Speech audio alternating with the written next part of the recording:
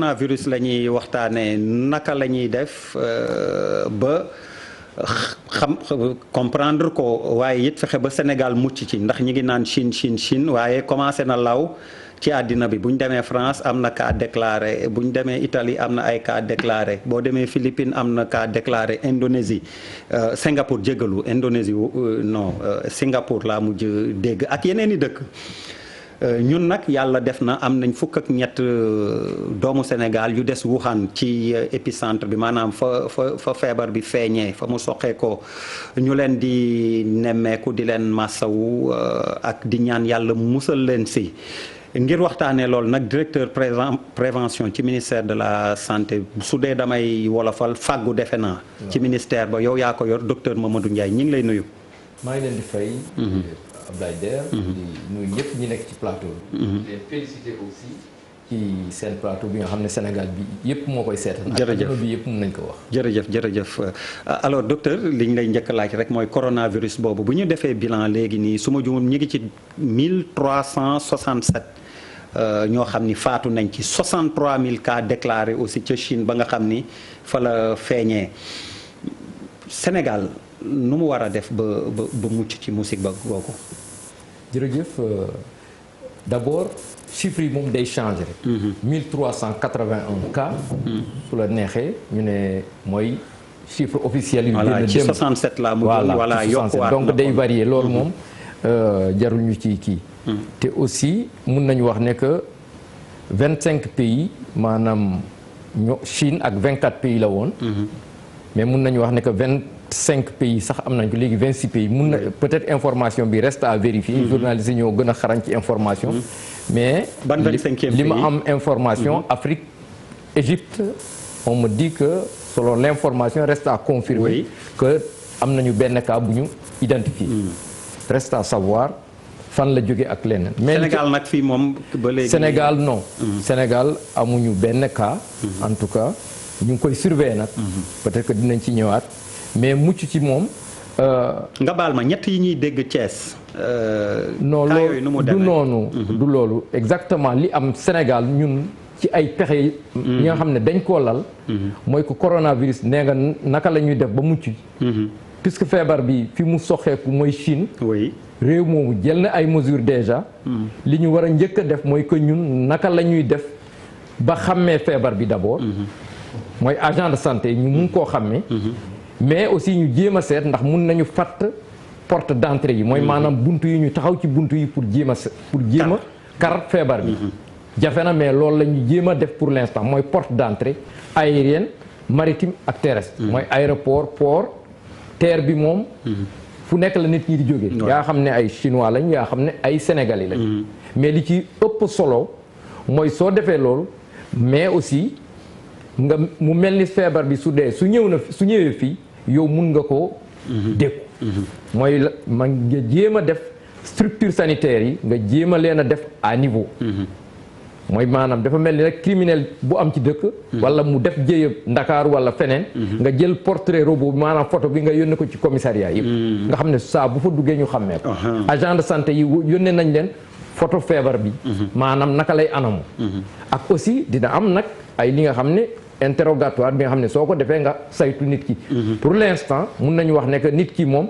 balaa ñuy wax ne que am na ko wala amu ko d'abord da ngay seet ndax am na mandarga yi est-ce que tukki woon na ci réew yooyu lu mel ni Chine wala réew mi nga xam ne déclaré na ay cas ci loolu nag ñu jéem a aussi def ay li nga xam ne ay analyse yi nga xam ne Institut Pasteur loolu moom pour rek tënkaat affaire bi ñëwaat ci affaire bi mooy que d'abord ñu def formation agent de santé yëpp ñu informer leen ñu jël Institut Pasteur bi nga xam ne moom mooy saytu feebar bi war koo confirmer ci Afrique dañ ko ci Afrique mun nañu wax ne ñaari réew mooy Afrique du Sud ak Dakar Institut Pasteur ñaari yooyu dañ koy confirmer mais également jël hôpitaux yi nga xam ne hôpitaux yëpp ñu def leen mise à niveau pour l'instant ñeenti hôpital la ñu tànnagum pour que au moins seen jumtukaay yi gën a yan hôpital la. lu mel ni Dantec. lu mel ni Principal. hôpital de Fann maladie infectieuse. ak hôpital Idrissa Pouye. ñu jël leen à niveau. ñooñu tamit ñu defaru déjà xam ne loolu la léegi nag aéroport port ak porte d'entrée yi contrôle sanitaire aux frontières maritimes aériennes bépp avion buy ñëw actuellement contrôle sanitaire aux frontières am na manifeste balaa nit ki di dugg. xam nañu nit ñi fan lañ jóge ñu jóge Chine ak leneen am nañ suñ ko amee directement ñu jox ko contrôle sanitaire aux frontières. su ñëwee am na ay caméra thermique ñu saytu ñooñu su dee dañoo am ku am fièvre moom maanaam yaram bu tàng ak mandarga yi dañ lay isolé def li ci war ñeneen ñi nga xam ne dañoo jóge foofu mais amuñu feebar bi dañ leen di ku ci nekk ñu jël sa tur say coordonnées yépp yaa xam ne Ndakaaru nga jëm wala Thiès wala feneen ñu yónnee ko directement ñun am nañu information yi ñu yónnee ko directement médecin yooyu ñu commencé di leen suivre pendant 14 jours au moins. fu ñu toll ni 182 personnes. ñu ngi leen di suivre feebaruñu nag attention. dañoo jógee foofu mais ñu ne leen waxtaan nañ ak ñoom que ci fukki fan ak ñeent yi lépp lu la dal war nga signaler wu ci ñun.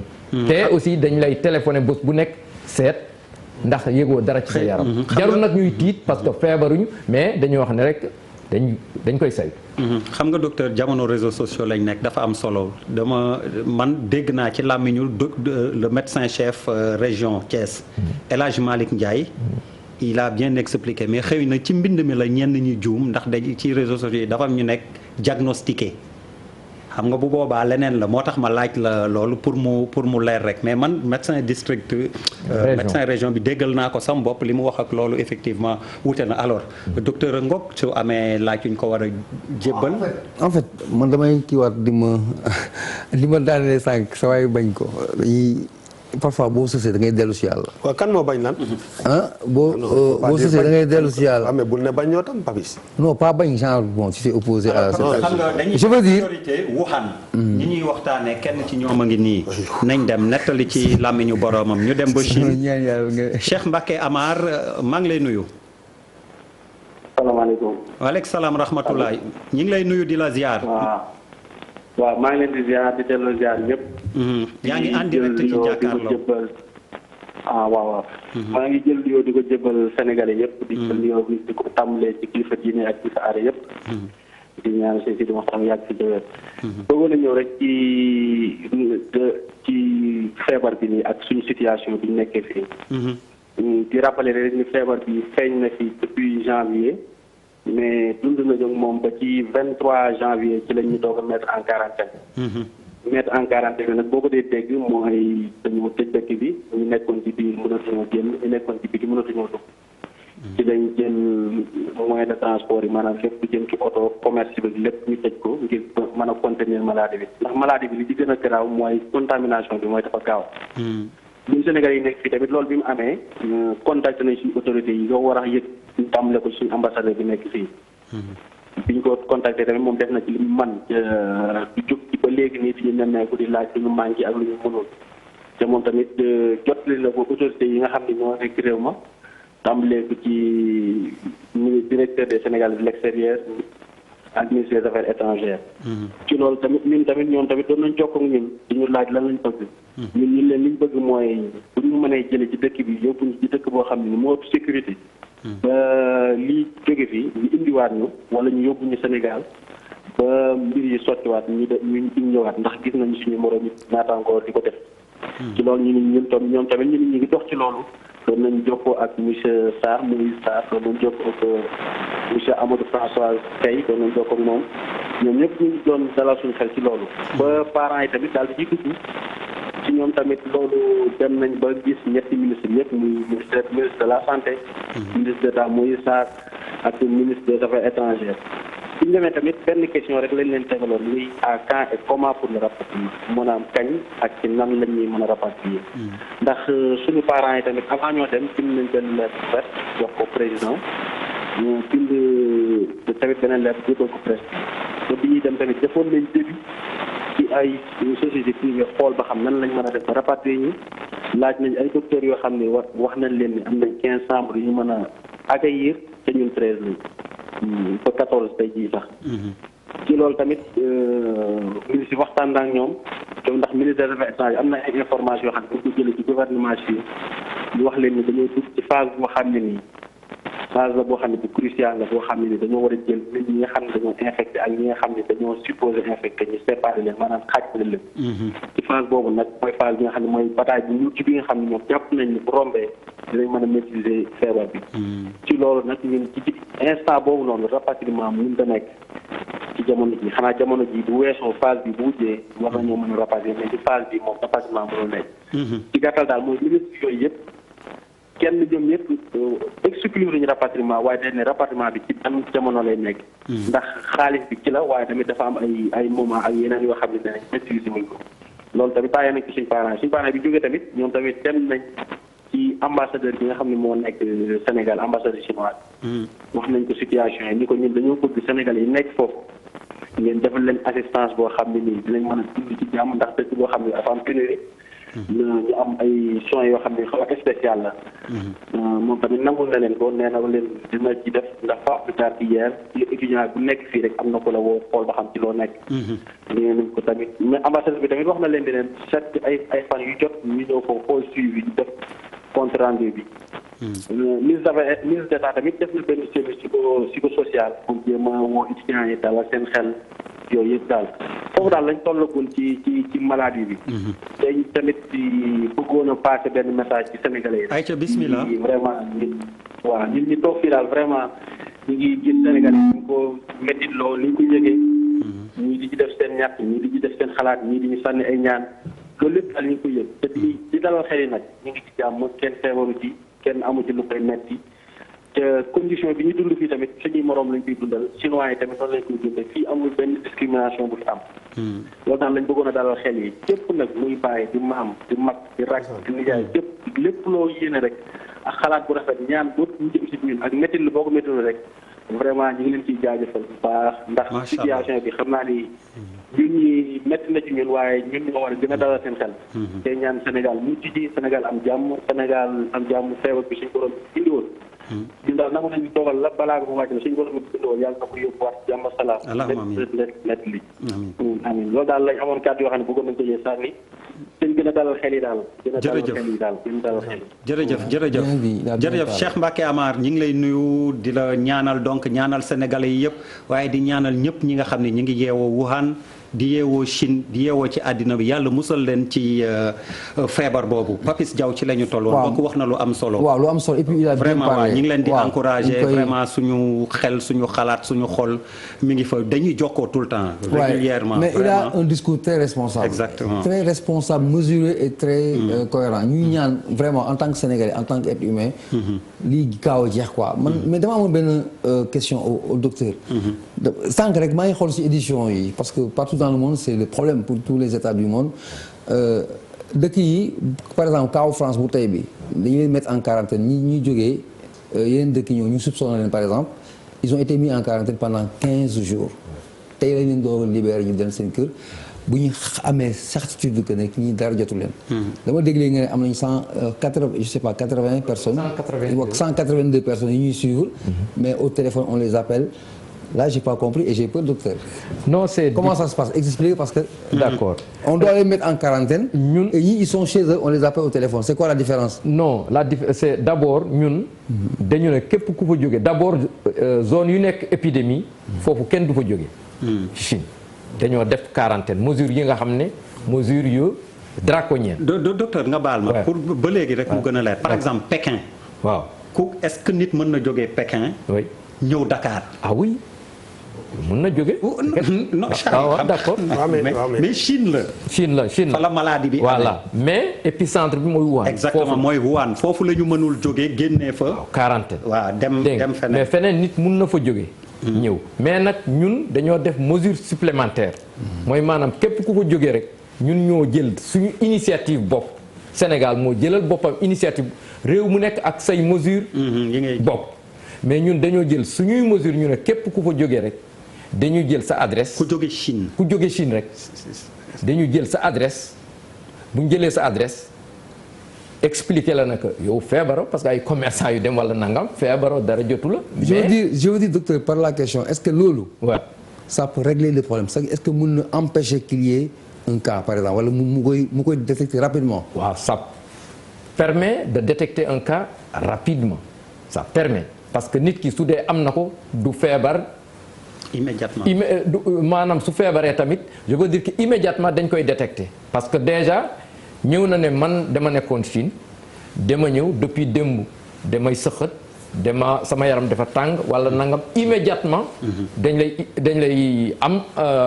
lay def prélèvement le 1er février 2020 bi am na kenn ku jóge woon Chine jógewul woon foofu de Wuhan dafa ñëw dañoo jëloon kiyam adresse am complète son numéro de téléphone et tout moom ci boppam moo ñu njëkk a téléphoné ne ma tey sama yaram moo neexut dama xaw a soj sama fii di metti sama put bi di metti immédiatement lañ ko jël isolé ko service de maladie infectieuse Dakar le 1er février prélèvement Institut Pasteur def liggéeyam rendre ñu résultat samedi boobu ñun ñëpp dañoo jonka noonu dégg nga c'était négatif y a rien donc c'est comme ça et nit kooku génn na d'ailleurs ci suivi bi mooy maanaam 14 jours am mot na ba génn ñun ñoo def mesure supplémentaire boobu uniquement c'est différent nag ñële aussi am na aussi ay réew yi nga xam ne dañoo am seeni moyens ñoom tamit ñu jël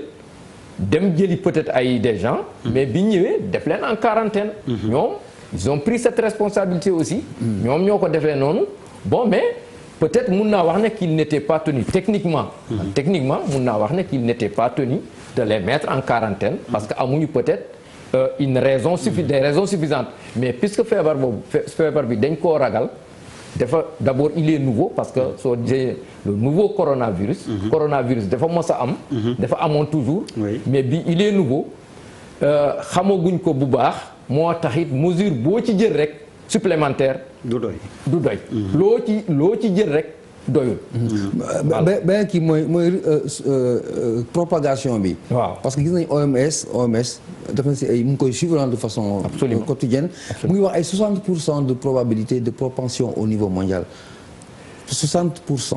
Oui. loolu loolu ça veut dire que docteur moitié loolu c'est loolu doy na war. mais loolu soo gisee ñu def loolu dañ cee dugal yeneen du question virus bi rek la ñu xool garawaay bi. mais réew mi mu laal c'est le pays le plus peuplé du monde. ak mouvement de population xool gis ngeen ni mu lawee noonu même su dee virus bi nu mu gaawee peut-être virus bu nekk gaaw na moom tamit gaaw na mais soo seetee surtout c'est ça parce que Chine bi mu.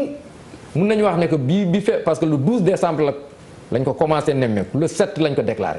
mais bi ñu ko déclaré motul 5 jours 5 millions de personnes génn nañu Chine en moins de 5 jours. en moins de 5 jours rek génn normal dawuñu de. mais c'est un pays bi nga xam ne population bi nu mu bëree.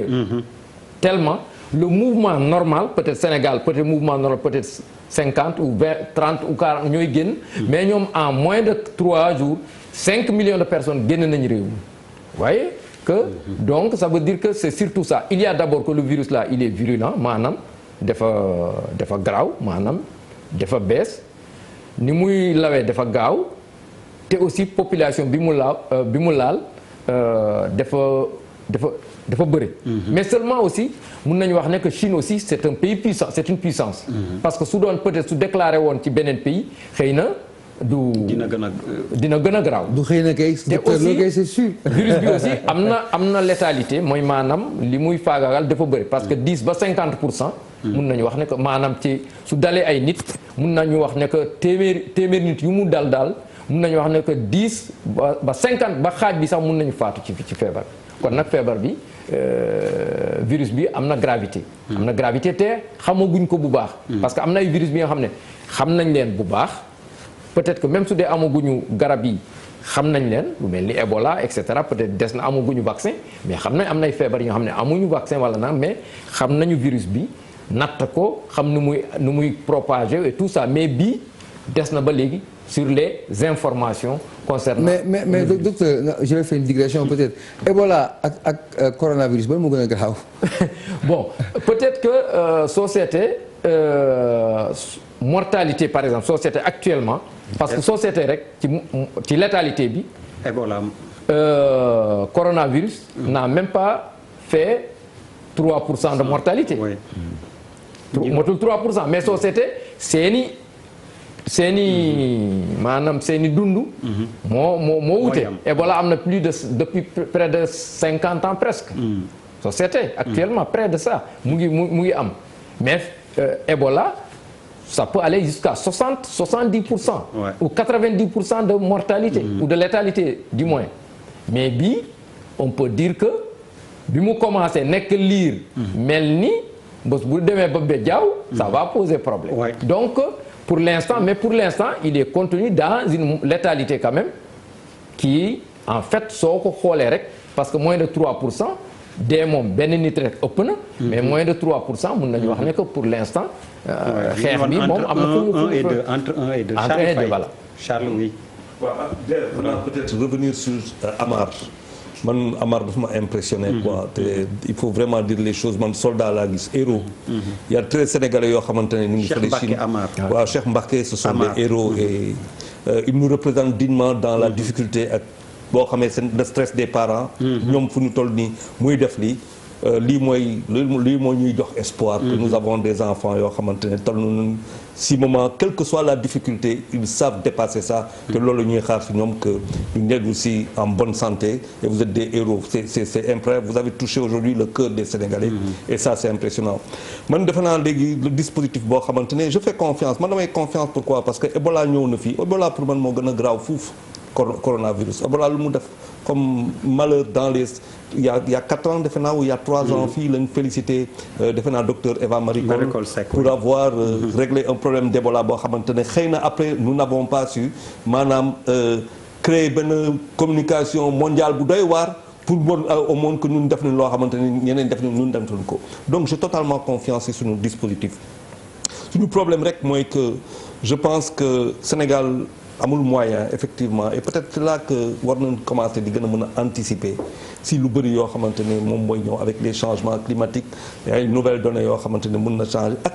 bu ñu xamee Sénégal destination la tey bu ñu xoolee ñu yor suñuy pétrole ñu yor suñuy gaz ñu yor économie bu bees bu am maanaa ak benn statut pétrolier faw ñu recevoir ay nit yu fiy ñëw te defe naa du dispositif mooy cordon sécuritaire bu ñu war a teg maanaam si aéroport ga si port ga avec voie terrestre war nañ ko gën a xoolaat c'est vrai que xamuñu garab kii bi feebar bi si boppam xamuñu ko te boo koy xam mooy maanaam da nga koy découvrir peut-être que am na benn génie praticien boo xam mu lay may nga koy def face mais je pense que tey war nañu mun a gën a xalaataat suñu dispositif cordon sécuritaire dans différents endroits par rapport ak yoon bu ñuy jël muy doy yoon boo xamante ne ñëpp moom si moom la ñuy ñëw benn question est-ce que yaa ngeen di parce que xam naa que coronavirus actuellement dans ñu ngi woo ay antirétroviraux maanaam garab yuy faj sida moom la ñuy jël pour faj vaccin nee nañu fii ak 20 mois kenn xalaatu ko donc ñun ñaa ngi xalaat ci biir ñu ngi liggéey mais léegi fii est-ce que am na fi ay comme amagu leen souche ba xamagu leen ko par exemple bu waroon ñëw fi tey yan disposition au niveau médical quels sont est-ce que stock médicament boobu yor nañ ko fii ak yu demee noonu ban kii lay nekk tam ban médicament lay nekk waaw merci xam nga virus soo gisee su duggee ci yaram du question virus bi moom ci boppam li muy def pour li ko xeex moom fi su duggee ba pare mooy moom fi muy jàpp foofu mooy problème parce que problème essentiel coronavirus mooy problème respiratoire donc problème de réanimation lay doon c'est surtout ça problème de réanimation donc il faut que suñu matériel réanimation bi gën a xarañ hôpitaux yooyu ñu wax ñu ciblé ni hôpitaux yooyu dañuy gën a encore yëkkati seeni service de réanimation pour éventer parce que aussi il n'est pas dit aussi que coronavirus bi su ñëwee rek forme grave lay def non day def de forme de légère à grave am na des formes légères mais il y a des formes graves yi nag il faut de la haute réanimation la haute réanimation lan mooy réanimation réanimation mooy surtout nit ki puisque du mun a nooy normal il faut que ñu jàppale ko ci assistance respiratoire mooy avec oxygène et tout ça bien sûr couvrir que sur le plan également médical sur le plan antibiotique sur le plan parce que virus su ñëwee su la duggee day ubbi bunt pour yeneen microbe yi dugg donc il faut loolu yëpp am mais loolu yëpp encore une fois c'est Ebola noonu lay def virus yëpp noonu la ñuy attaqué en général ñoo ñëpp loolu noonu la ñuy def donc c'est essentiellement ça mais encore une fois vous voyez certains pays où les gens ont tous les cas qui sont il y a des guéris hein. Il y a des guéris donc vous voyez que effectivement su ma waxee ne que létalité bi noonu la toll ça veut dire que bi mu amee ba léegi am nañu génn. alors docteur kii moo doon wax léegi nii ak. moo doon waxee on est vraiment fiers de lui quoi. nit ñi mën mettre voilà un visage sur la voie. Cheikh Mbacké Amar moo doon waxee léegi Wuhan. fa nga xam ni fa la coronavirus bi am te vraiment ni Charles wax na waxu ku mat wax na waxu koo xam ni vraiment ku dal la macha allah. Si vous me permettez sur ce point vraiment dama leen di rejoindre que xale yi ay jàmbaar lañu te wax na waxu responsable encore une fois c'est vrai que émotion am na ci mbir mi comme parents yëpp comme tout le monde mais nag nit ki aussi lu am santé moom lu am wala médecin émotion bi da nga koy jéem a wàññi tuuti jéem a xool mbir mi ni mu war a demee soo seetee Wuhan quel que soit alpha chinois yi jël nañu ay mesures yu am maana te aussi feebar bi kenn ñaanu ko yàlla mais nit ki su ko naree am su ko naree dal mu dal ko Chine moo gën mu dal ko fi lu tax parce que expérience bi Chine am ci feebar bi beneen réew amu ko actuellement même États-Unis am nañu expérience bi am nañu xarañte bi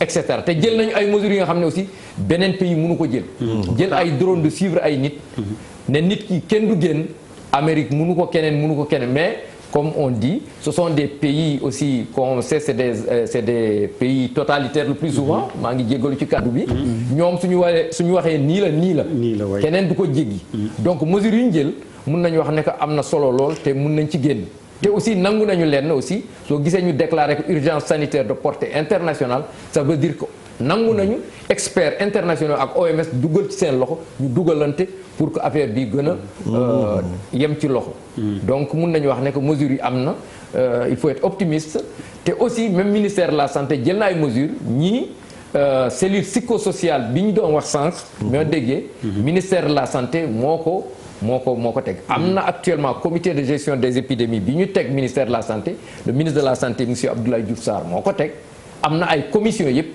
commission psychosociale ñi nga xam ne psychiatre fan yi ak psychologue yi ñooy waxtaan ak famille yi ñi fi nekk ak ñële aussi di leen dalal pour xamal leen ne que mbir su xewee aussi da ngay ànd ak sa xel ñu jéem a seet naka lañ koy régler bañ cee demee émotion loolu aussi naka nit ñi xam te aussi réseaux sociaux aussi bëri na ay information mais seulement information nañ ci def ndànk rek lépp lu ci am ñun dinañ ci communiquer ni mu waree alors oustaz boo amee laaj wala buuba boo xam ni pour docteur la waaw mais pas nécessairement laaj mais en tout cas li fi suñu mbokku Serigne Cheikh Mbacké Amar oui dafa finalement lu bëri sax si li ñu waroon commentaire daf ko kii daf ko tëj parce que déjà ni mu aborder problème bi mooy que problème mu nit la du problème mu sénégalais wala burkinabé loolu moom si gën a neex moom mooy que il est conscient que ñi nekk foofu ñëpp ay nit lañu doomu aadama lañu te que ngay sénégalais ngay leneen loolu nga war a gisee feebar man la dernière fois loolu laa wax parce que bon li dal ci kaw Chine quand même yombut te mën na dal fu nekk aussi te mën na dal fu nekk donc ñuy bu dara dalee nit moom li nga njëkk a def mooy que pour man xoolee ko bëtu sa frère quelle que soit nationalité bu mu nekk loolu dafa am solo bon dañuy ñaan yàlla effectivement que suñu ñi nga xam ne ñoo suñu karange ci wàllu frontières yi mais aussi ci wàllu wér-gu-yaram ñu teel a anticiper aussi parce que c'est une réalité c'est devenu une réalité beneen bi peut-être sama xam-xam màccu si lool moom mooy ku xam Chine xam ne bu amee lu mel ni lu ko dal répercussions yi dafa rëy te répercussions yi du si wàllum wér-gu-yaram rek te lu mel ni su amee muy état muy secteur privé muy ñëpp dañu war a anticiper parce que dafay am ay répercussions yoo xam ne peut-être dina mën a gën a financièrement metti pour ñun ñëpp parce que wóor na ma ni la daan jóge Chine di wàcc Dakar tey jii nii soo demoon ci douane bi nga xam ne suñu xaalis foofu lay jóge wàññeeku na lu bëri Chine li muy defar ci àddina bi dafa bëri donc man damay invité Sénégalais yi di invité état di invité ñëpp pour que ñu commencer réfléchir un peu sur weer yii di ñëw que feebar bi am na mais beneen feebar muy feebaru gafa gi xaw ma poche bi dafa nar a ñëw parce que c'est une réalité on est un petit pays te kenn mënu ko omettre te ñun dañuy xool benn côté rek bàyyi beneen côté donc li dina daan na soxla benn affaire boo xam ne da daan jóge ci ay conteneur di ñëw mënatoo am accès parce que boo dama ne ambassade ba ñu fa daan déposer visa ak tey répercussion yooyu ñun ñi nga xam ne ay pays yu néew doole lañu loolu dañ ko war a teel a anticiper commencer yaxanal commencer réfléchir sur yeneen stratégie pour que yenn entreprise yi bañ a daanu BTP bi dafay jóge bëri na ci alimentaire bëri na daal lépp li nga xam ne douane produit douane bi xam nga te loolu dafay impacter ñu intégrer ko politiciens yi intégrer ko muy pouvoir muy opposition muy société civile mais que les citoyens aussi ñu commencer di réfléchir autrement comment survivre financièrement parce que mënoo fexe ba du am benn impact si suñu économie yi. Charles Bouba a raison Singapour xam nga maa ngi ko doon cité sànq xam nga li tax foofu déjà constaté nañ ni 20% de moins aéroport ba ñu fa daan wàcc am na taxi yi tamit travail moins état bi jël dogal ne fi lekk 3 mois comme déjà gis nañ ni fan yu njëkk nii rek Chine liñ fa doon jëflanteek ñoom dafa 13 euros taximan bu nekk dinañ la jàppale fi lekk 3 mois di la verser 13 euros parce que sa recette gis nañ ni wàññeeku na ndax coronavirus bi. mooy manque à gagner bi waaw mooy manque à gagner donc état moo ko jàppale ay taximan non c'est pour dire qu'il a raison. La crise économique. Oui, qu'au plan économique. Effectivement il va y avoir un impact mais man damay dellu si docteur. pour laaj la caméra thermique defe naa tudd nga ko sànq aéroport Blaise Diagne. mais est-ce que loolu doy na ndax ñiy wàcc ñi ngi désinfecté avion yeeg ñi ngi pompeek bon damay gis un peu ci yeneen image yi feneen bon loolu la ñuy def ma ne ndax fii tamit ñi ngi koy accompagner loolu quand même waaw d'abord pour dire effectivement que caméra thermique yi mooy li nga xam ne nit ku su soree sax soo ñëwee di nga xam ne fii am na fièvre déjà am na ñaar te normalement ñett yi ñu ngi leen di installé dina dem ba nekk juróom ça c'est un avion moom toujours xam nañu que dañuy désinfecter tout le temps dañuy désinfecter donc loolu am mesures yi moom vraiment macha allah pour l'instant mun nañu wax ne que problème amul te aussi am na ambulance mais docteur doguma la dañuy désinfecter mooy booy jógee fi dem feneen wala boo jógee feneen di ñëw non sooy ñëw ñiy ñëw avion bi dinañ ko désinfecter soo ñëwee mais kuy génn moom mesures yi pour l'instant defuñu ko parce que réew yi quand même amul benn réew je pense ñi nga xam ne sooy génn ay désinfecté yu garaaw yooyu et cetera loolu amul mais surtout les gens prennent les dispositions pour avions yi ñëw surtout ñi nga xam ne provenant de là-bas mais aussi remercier aussi une collaboration aussi des services de l'aéroport notamment les services de sécurité le commissariat spécial de l'aéroport les forces de défense et de sécurité la haute autorité de l'aéroport également collaboration bi nee naa leen am na benn jour c'est un gars on nous a signalé peut-être une personne bu waroon jógee Wuhan wax nañ ko ci réseau yi mais loolu c'est vraiment la collaboration des forces de sécurité qui ont en tout cas bi ñu jotee information ils ont signalé et ça a été partagé et la compagnie en question a été sommée de ne pas embarquer la personne. Donc vous voyez que collaboration bi dafa am te aussi il y a beaucoup de travail qui est fait en amont. Les premiers cas qu'on a eu entrant ici ñoo xam ne dañoo jógee Chine xam ngeen fan lañ leen kii du aéroport de Karang police des frontières moo leen jàpp au niveau de la frontière terrestre. dañoo wàcc Banjul lañ ñëwee jël tali bi. waaw ay chinois yu fi bëggoon a dugg. waaw ñoom dugg nañu amul problème dugg nañu mais bi ñëwee. police moo leen jàpp. téléphoné ñu jël ak contact ak service de sanitaire yi. ñu jël passeport yi. photocopier passeport jël kii bi. jël seen adresse complète. ak fi ñu jëm. et cetera ñu téléphoné ba am toutes les assurances bàyyi leen ñu dem. parce que c'est pas encore une fois on n'a pas fermé les frontières. on n'a pas empêché nit ñi pour ñu circuler. et l'OMS aussi Organisation mondiale de la santé ci recommandation la ñu tënku pour xeex feebar bi mais aussi ils ont dit de ne pas prendre des mesures inutiles pour entraver la circulation des personnes et des biens ou bien le trafic international mais comme ni ko Bouba waxee aussi vraiment Chine c'est toute l'économie mondiale actuellement qui a tremblé parce que Chine ku nekk xam ne c'est un géant économique et Wuhan c'est 11 millions de personnes mais 11 millions la Chine est à 30% de l'entreprise mondiale. Voilà. 30%. Donc, pour dire un sixième sur l'économie mondiale. Oui, donc pour dire que le problème économique day am à part que le problème d'abord sanitaire mais le problème économique mu ngi fii te loolu yëpp les gens en feront face par rapport à ça soo gisee ñu déclaré ko urgence sanitaire de portée internationale c'est pour que adduna nekk na problème adduna bi yëpp mooy lëkkaloo pour xeex actuellement oustaz balaa ñuy libérer docteur xanaa boo ci amee baat rek bien sûr bien sûr boo ci te aussi oustaz peut-être dina ci ñëw sax mais soo gisee quarantaine defe naa ñoom ñoo gën a xam lu mu tekki ci hadis yi par exemple feebar bu am ci dëkk naka la ñu war a def pour moytu ko loolu tamit oustaz yi maanaam sëriñ yi xam nañ loolu moom mooy al uzla waaw mooy quarantaine bi mais c'est-à-dire dama j'ai été vraiment ému ci discours Cheikh Mbacké Amar Cheikh Mbacké dafa ànd ak sérénité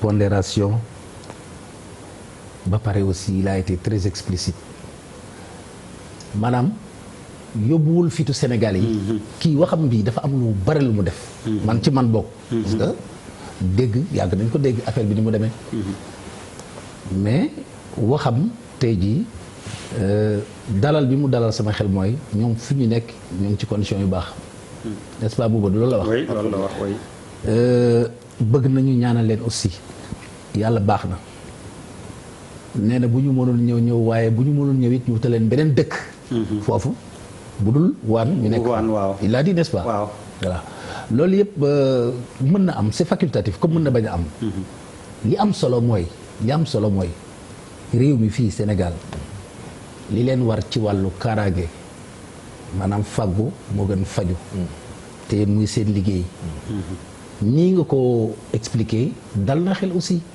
du dëgg parce que tam du Chine yëpp ñoo am feebar bi quand même lii booba wax léegi nii tiital nañu bare du Chine yëpp ñu am feebar bi te Chine dañu am doole États-Unis li muy rëy di bare doole tey boo fa di woon cëpp tey am na mbedd yoo xam ne boo fa jaaree da ngay defe ni fii ab américain nekk c'est ça ñu tey fa nag lu bare doole partout dans le monde tey boo demoon Makka tey jii tey yi ñu fay jënd ak di ko jaay yëpp chinois yi ñoo ko fa indi c'est ça donc ñoom ci àddina bi dafa am lu leen yàlla dimbalee tout à fait lii nag nekk benn natt boo xamante ni bi dañu nekk ci axiru zaman du dëgg mais yàlla mën nañu cee musal am nañ ci yaakaar musal bi mooy tey jii enfin ku nekk fa nga xame rek la nga xam ngay wax yàlla mën nañ ci musal ci sunu góor yàlla yu baax yi fi nekk ci jàngu bi tabarkal la diine ji xeebuñu leen nag franchement yàlla mën nañ cee dimbali ba dimbali waale ji ñu wër ñëpp ndax tey lii nga wax na ci état bi gën a taxaw docteur c'est très important mooy hôpitaux yi nga xamante ni tey jii maara deyim si ñaanuñu ko yàlla su affaire boobu amoon tey jii yi nga xamante ni moo war a réanimer nit ñi war leen a delloo si bu dee ay machine la waaye jumtukaay yoo xamante ni tey ñoo war a assister ñooñu loolu nguur gi na ci gën a taxaw gën ci jàpp mais nii ngay waxee nguur gaa ngi liggéey comme tey jii ñoo ngi seetu nit ñi dugg di leen seetu nii ñu leen di seetoo sànq sawaay dafa wax loo xamante ni Papis Diaw non Papis bi mooy quatrième fois sawaay dama tàmm loolu mais Papis Diaw la je connais bien Papis voilà donc depuis nga baal ma wolof quoi donc dafa am lu Papis wax sànq mais lu am solo la affaire bu ndaw la bu tuuti mooy tey jii pourquoi ñu jóge Chine di ñëw fii yéen ngeen jël leen 14 jours 2 semaines. yoo xamante da nga leen di bàyyi ñu dem seen kër. pour di leen suivre aussi. pour bu leen dara bàyyi leen di leen bàyyi xel quoi. enfin man dama ragal ba nga xamante ni bii tey jii man bu doon sama sago. ku jóge Chine rek. ñu yóbbu la am fu nga teg waaw di quarantaine la. 14 jours yu mot. moom la ñëpp def dëkk yu parce que xam nga sànq Papis. sànq da nga ko wax mais dama ni Papis mii du nit. parce que tey jii xaaral ñu laaj ko. waaw maa ngi ñëw. non non waaw dama mel ni docteur. waaw ci li Papis wax. yeneen dëkk yi ñi ñu quarantaine. waan dañu jóge wala systématiquement ku jóge Chine rek. xam nga j'ai pas donné sànq moo tax. xaar l'exemple de Pékin par hasard. jóge Pékin. dem Paris est-ce que dañ lay quarantaine en France français yi dañ lay quarantaine. non je ne pense pas. non. non Papis c'est les seules personnes qui ont été mises en quarantaine ñu jógee Wuhan ak Hubei et il y a Hubei voilà pour faire l'objet de cette mesure. c'est en fait pour l'instant loolu. xam nga quarantaine mooy nga jël nit ki. nga ne pendant cette période dañ koo teg quelque part. maanaam du kenn du fa dem. kenn du génn et cetera lu dul des gens spécialement. autorisé et équipé pour jël contact ak ñoom. bokkut ak isolement bi nga xam ne dañ lay ber pour def ay yenn analyse yi ci war bàyyi la nga def. peut-être benn question laa bëgg a poser mooy mais est-ce que am nañu rapport combien de personnes quittent la Chine par jour pour le Sénégal wala boobu ba tey. waaw xawma nag combien de personnes quittent la Chine par jour pour ñëw fii mais mun naa la wax rek chaque jour que Dieu fait. Nous recevons le rapport immédiatement du contrôle sanitaire des frontières mu envoyé ñu ko ñun ñu jox ko fichier bi ñun sama direction lay ñëw d'ailleurs. ngeen traité ko waaw ñu traité ko ñu xam ku nekk aussi mun naa wax ne que ñi ñëw yëpp ñu ngi ci 17 districts du Sénégal. 17 districts xam nañ ku nekk foo nekk. donc def nañu traçabilité boobu. docteur kon ñu tàggoo bu dee xëy na luñ la laajul loo bëggoon a wax. merci xanaa di wax nit ñi rek feebar bu bees la. mais nit ñi nañu ànd ak dal. xam ne que ñun tamit depuis bi affaire bi amee ñu ngi ci taxaw. ñu ngi ci taxaw te aussi ñu ngi ci def lépp lu ñu ci mun ministère de la santé mu ngi ciy taxaw lëkkaloo ak yeneen ministères yi dañoo am réunion ak comité de crise bi nga xam ne ministre de la santé moo ko jiite ñu koy ñëpp di ci échanger ministère des affaires étrangères di def réunion tous les mardis échanger sur la même chose contrôle sanitaire aux frontières yaa xam ne port bateau bu jógee Chine pour egg fii 40 jours lay def. xam nga ne foofu boobu mënul am malade mais nag balaa boobu sax day am les 10 derniers ports yi mu fréquenté. pour mu ñëw avant bateau day ñëw Dakar mun a dem Kaolack wala Ziguinchor mënatul nekk Dakar ngay yem ba ñu xam lu nekk ci bateau bi. donc mesures yu bëre jël nañ ko xëy na communication bi peut-être toujours xam nga c'est loo def ci communication rek am na lu des. te aussi réseaux sociaux yi bëri nañu. nit ñi di wax lu am ak lu amul. soo déggee lii ñu yokk ci leneen ak leneen mais encore une fois nit ñi nañ nekk serein maanaam nañu ànd ak dal xam ne que ñu ngi fii te lépp lu ñu mun daal dinañ ci taxaw. Inch'Allah pour taxaw sénégalais yi fi nekk ñi nekk Chine tamit bàyyi nañu leen xel. di leen masawu coono di leen wax ne aussi nañu ànd ak dal rek bu si yàlla àndee lépp amoon na ay yeneen feebar yu defoon jéyee yu ko ëpp. mais tey kenn waxatul lu ci jëm. kon nag nañu. jërëjëf docteur Mamadou Ndiaye moom moo jiite prévention maanaam fàggu ci ministère de la santé bu Sénégal. kii de Saint-Valentin doo gaaw ci émission bu jeex.